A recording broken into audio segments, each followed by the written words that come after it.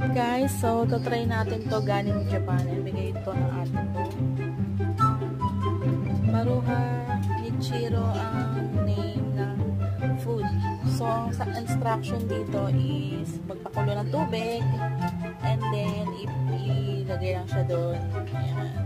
So, ayan. Nagawa na natin and napainit ko na. So, ito. Ayan na ang kanyang itsura. So, kuha tayong kutsara, guys. Tikman natin. Ayan siya, guys. Mukha siyang pork and beans. Tikman natin.